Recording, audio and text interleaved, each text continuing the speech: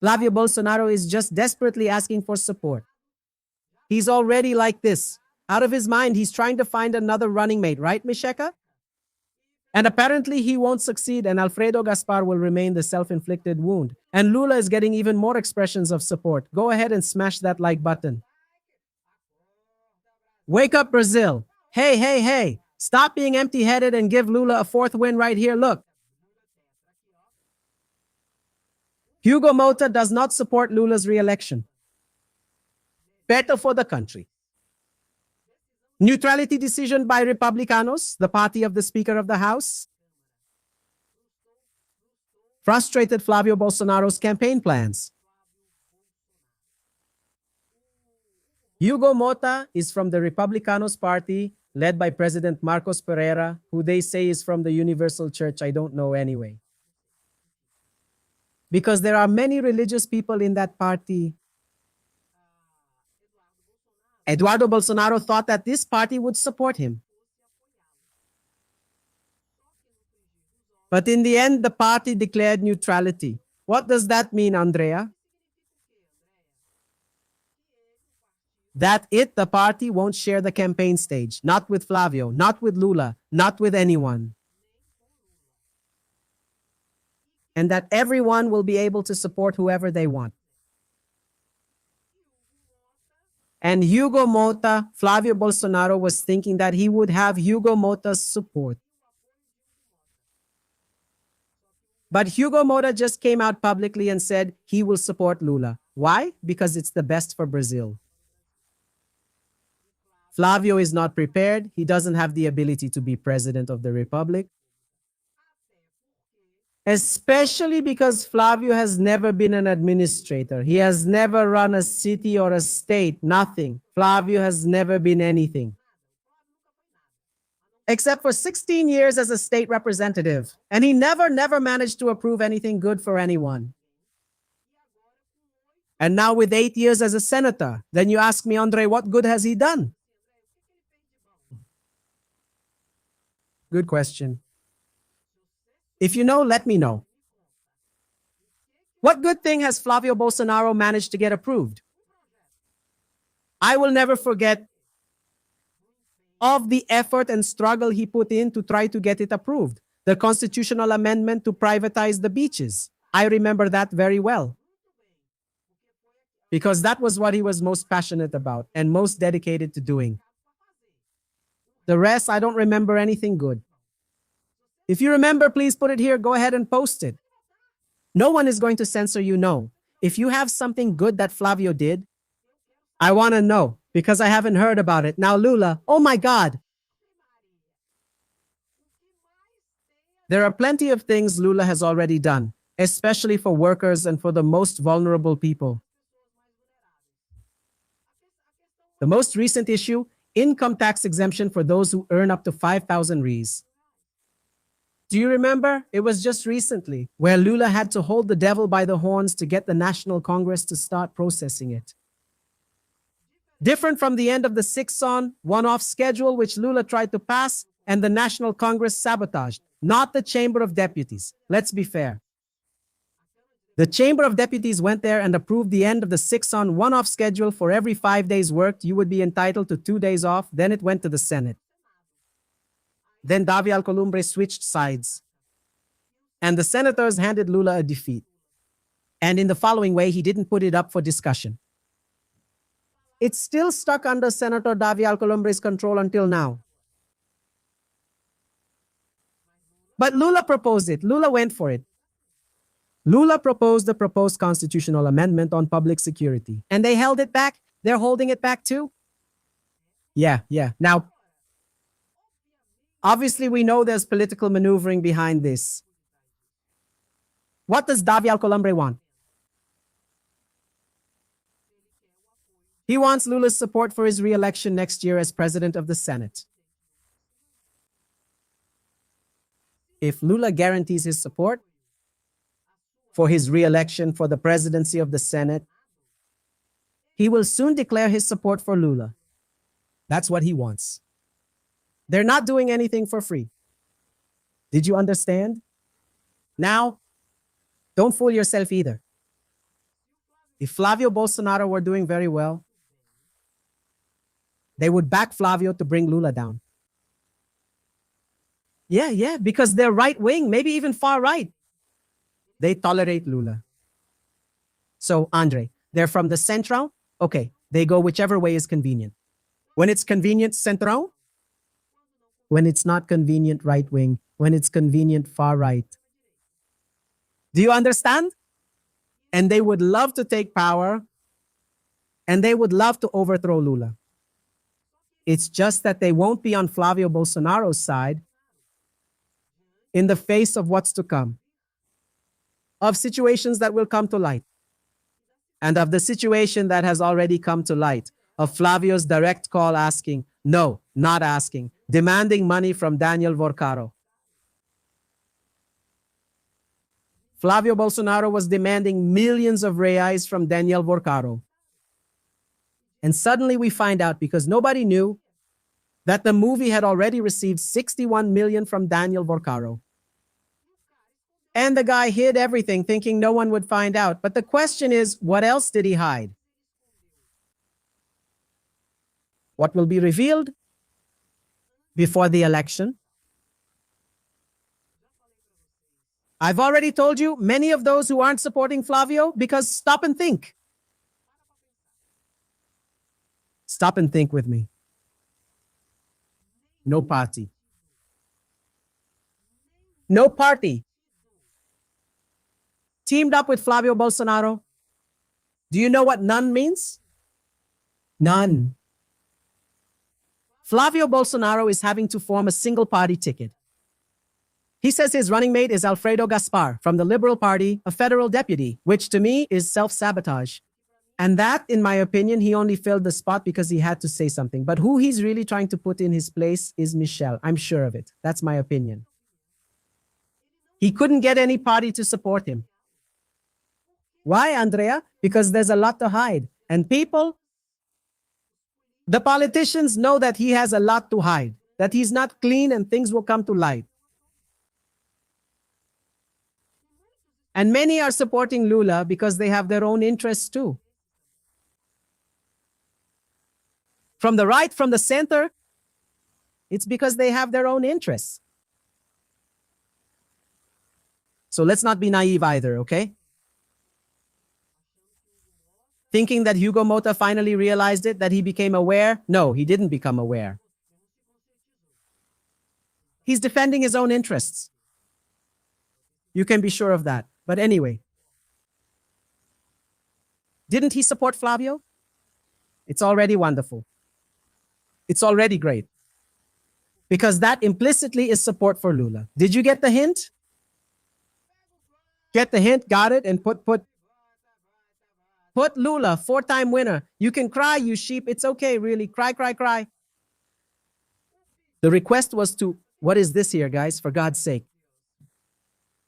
The request was submitted by the Chinese delegation. Okay, regarding China.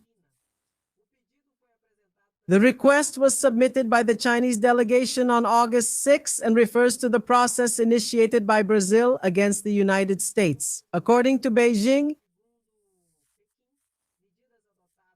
measures adopted by the U.S. government following an investigation into forced labor also affect Chinese-made products sold in the United States.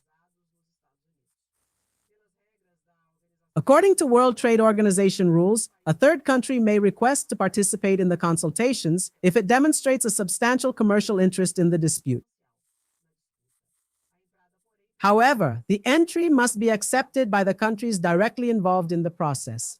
In this case, Brazil and the United States. I'm sure Brazil will say, "You're welcome, let's discuss, let's talk, and let's expose Donald Trump's abuses." Because Donald Trump is causing harm even to his own people, even to Americans. Let's see what happens. Meanwhile, Donald, the troublemaker, shows who he really is. Trump defies science and signs the order that reduces recommended vaccines for children. Executive order. President Donald Trump signed an executive order this Monday to modify the federal recommendations for childhood vaccination in the United States, including reducing the list of recommended immunizations and changes in the way some vaccines are administered. Less immunization, more measles. One of the most controversial measures is the recommendation to separate the MMR vaccine, which protects against measles, mumps, and rubella, into individual doses administered during separate appointments. The decision comes precisely as the United States is facing a measles outbreak. Public health experts warn that increasing the interval between immunizations could leave children unprotected for longer against diseases that could be prevented by vaccines. Return of preventable diseases. Childhood vaccination is considered one of the main tools for preventing serious diseases. The debate, therefore, goes beyond a political decision. Reducing coverage or delaying doses can create room for the return and spread of preventable diseases. Donald Trump.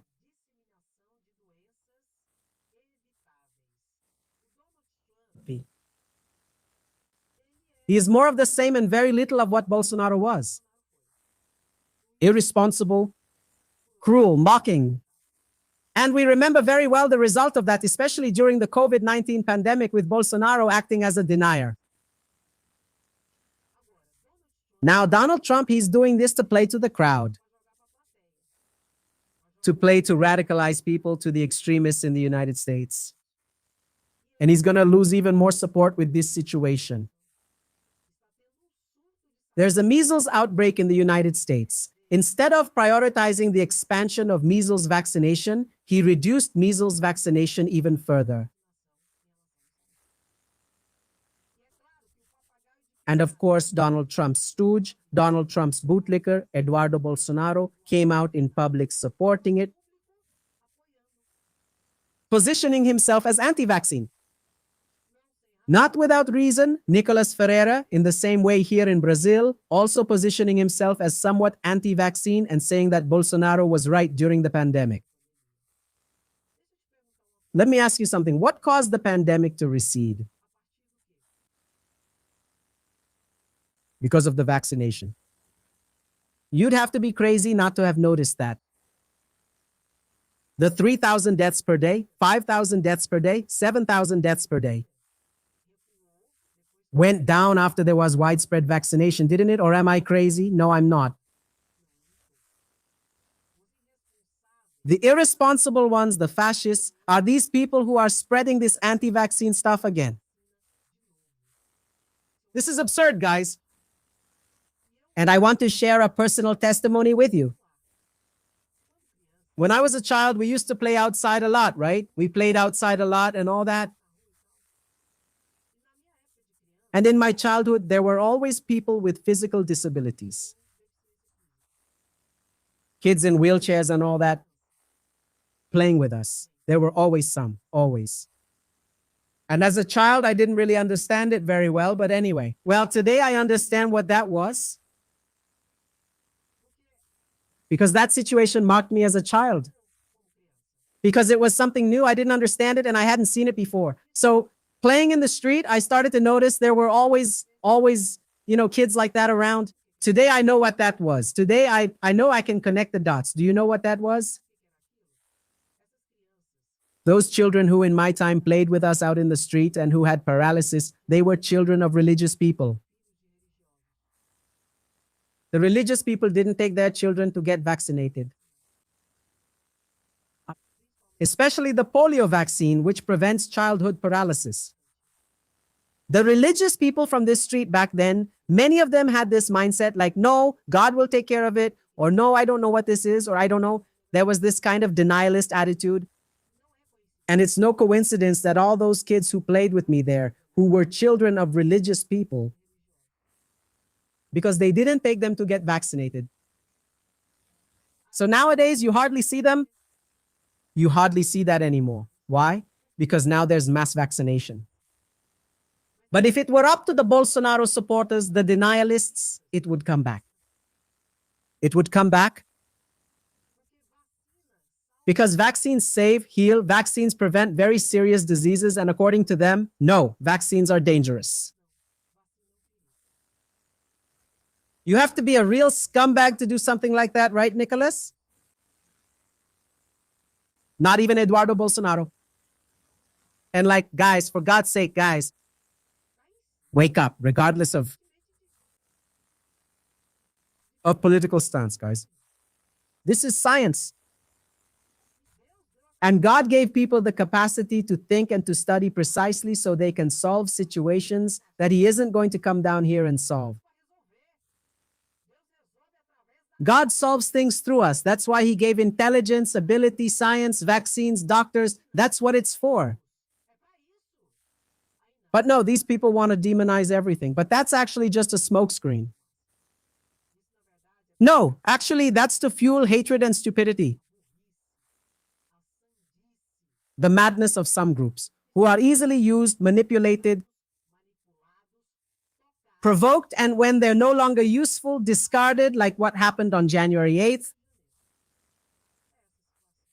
That's the situation. But this is very serious because you're playing with lives, especially those of children and teenagers. This is unacceptable. You know, for me, that's the cruelest part of the far right. Because the child has no way to defend themselves. And if the father doesn't take them to get vaccinated, who is going to take them? So this is inhumane. This is cruel. I ask you. Ask whether Nicholas took his daughter to get vaccinated. I ask you. Ask if the daughters, Eduardo and Bolsonaro, didn't get all the vaccines. Possible and imaginable maneuvers. Of course they did, guys. Obviously they did. Thank you. But they need to draw you in by playing on your stupidity, based on your... my father, how awful, how... Brazilian evangelicals meet with United States lawmakers to warn about interference in the elections. In the letter, the progressive group created in 2016 highlights their concern about the United States' attempt to interfere in Brazil's presidential elections. And it points to reports that highlight Donald Trump's administration's plan to send officials to Brasilia to question the integrity of the Brazilian electoral system. The signatories of the letter also highlight that, although some Brazilian evangelical leaders publicly support Senator Flavio Bolsonaro, they do not represent the entirety of the Brazilian evangelical community, which is diverse in political opinions. That's right, this needs to be done. A group of evangelicals went to the United States to talk with members of the United States Congress. Does it have to be done, Andre? Yes, it does. Yes, to show that it's not just the Bolsonaro supporters who get together, who go there to talk, to flatter, to shove chicken crap into the minds of representatives, senators, and Donald Trump too. No. Because their ideas are weak. Congressmen have to go, senators have to go, and the evangelicals also have to go. And say, look, they're lying. That's not it. Brazil doesn't want interference from anyone. Brazil wants the electoral system. Whoever wins, wins. If Flavio wins, God forbid. In the name of Jesus, get out, demon. Lula in the first round. If he wins, he wins. He wins. Lula will hand over the sash to him. And everything's fine. So you have to respect the election results. That's it. And stop with all this craziness. You really have to go. You have to go there, talk, show, speak. Because otherwise, it's just the shouting of the irresponsible ones, fascists, the far right over there, pushing the weak ideas of Donald Trump. In fact, Lula said that he will very likely meet with Trump again. He's going to seek Trump out again, and I want him to go. Andre, it could be a trap, my dear. Trump. Does he want a third world war? What does he want? No. He thinks we're cowards, but we're not. The cowards are Eduardo Bolsonaro and Flavio Bolsonaro. Flavio Bolsonaro is a traitor to the country. Lula is not. Lula is a statesman. And Lula handles the situation accordingly in defense of our sovereignty. And it has to be made very clear to Brazilian society. And he won't back down, no. And if he has to go, he will. And he'll do what needs to be done. Unlike the cowards, the weaklings from the Bolsonaro clan, they're all talk and nothing else. Meanwhile, serves them right. Look what I'm going to show you here. Serves them right. Gui, gui, gui, gui.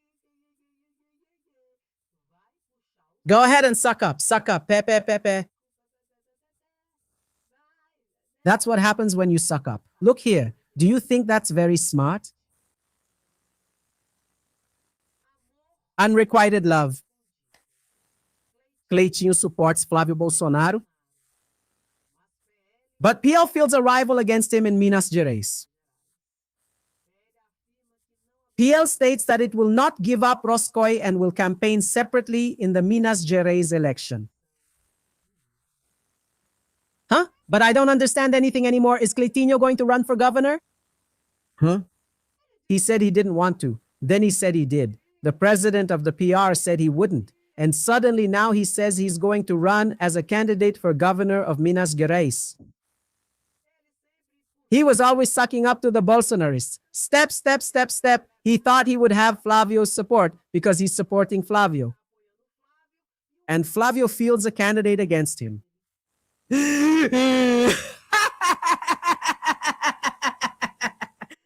Oh my God, do you know what I think? Serves you right, you loser. Serves you right? Yeah, go ahead and suck up even more. Keep sucking up, Cleitinho. Keep licking the boots of the Bolsonarists, Cleitinho. Yeah, serves you right. And this guy is going to take votes away from you. Because he's from the same group as you, right? Oh. Hey, look at Cleitinho's face. I think it's just too good. Now the question is, Cleitinho, are you going to keep supporting Flavio? Didn't you learn? Did you learn?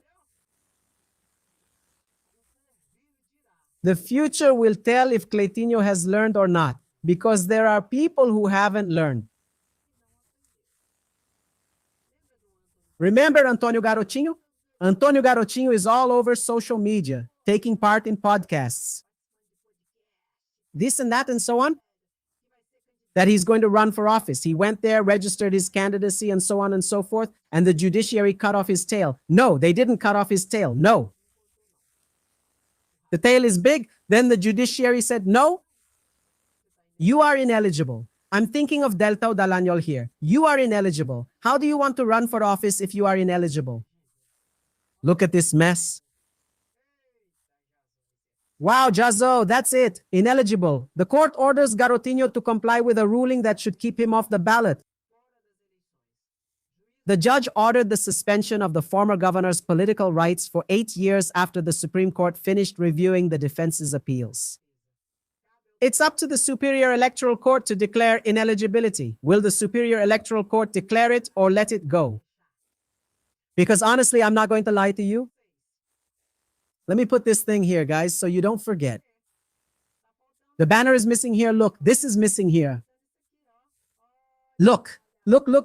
Leave your like and share the live stream here. It's written down below. So what happens? The Superior Electoral Court often takes a long time to make a decision.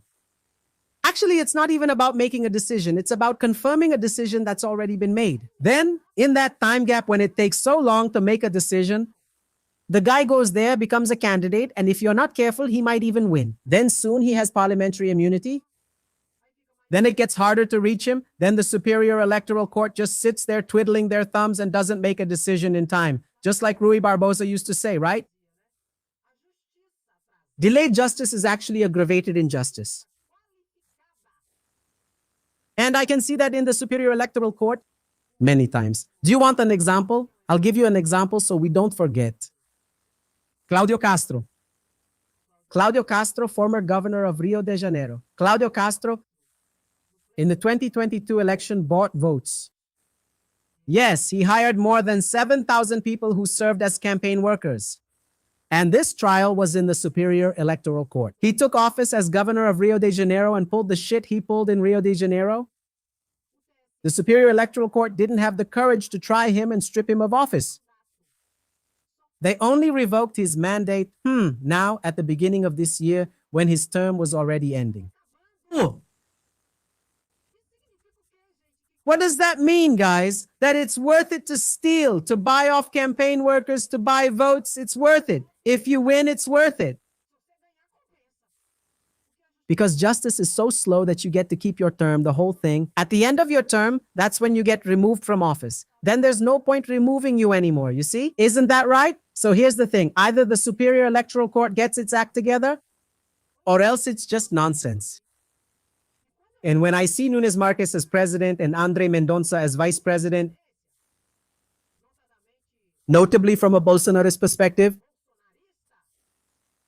they are rejoicing.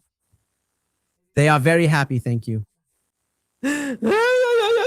For example, Andre Mendonça has already ruled on a case saying that Lindenberg had to take down a post because he said it wasn't true. He was saying that Flavio was connected to the militia. Andre Mendonça went there and said, this is an abuse of freedom of expression, take down the post. When Lindenberg did that, he went and took it down. Then Flavio Bolsonaro posted an AI-generated video saying that Lula was connected to the PCC. Then it got to Andre Mendonça. Andre Mendonça said no. He said it's freedom of expression. And that if it was taken down, it would be censorship. So we have to keep an eye on this, everyone. And another thing I noticed too, on several social media platforms, they are not delivering situations like this one here, look, that I'm talking to you about, more from the progressive side. They are not delivering. And when it's from the right, from the far right, that's all that shows up. That's all that shows up. That's why I'm telling you, go ahead, Central, put the WhatsApp link here for me. Join the WhatsApp group. If you're not able to join, let me know and I'll open another one. Because it's already being restricted there too. I don't know. Do you understand? We need to stay connected. Because there I send things to you. Whenever there's something new, I send it to you. Because many times, if you wait for YouTube to deliver it to you, it won't deliver. So there are all sorts of maneuvers that keep showing up and we are being sabotaged. And we know that the big tech companies, whether they want to or not, support Donald Trump. And Donald Trump doesn't want Lula. Donald Trump wants the doormat, the lackey of Flavio and Bolsonaro. Isn't that right? Yes. So smash that like button, share the live and leave your comment. Let's come together even more for Lula's fourth term. Did you get it? Wonderful. My dears, since my live streams were blocked, I can't do my lives anymore. Until when, Andrea? Until YouTube lets me. Since I can't do live streams, I just recorded one right now. I got up, did it, and I'm already sending it to you. The times here will be 9:30, 1:30, and 5:30 now. Did you get it, my dears? If it doesn't work one way, try another. They won't silence us. Did you get the code? Wonderful. Smash that like button, comment, and share. Kisses. Thank you so much.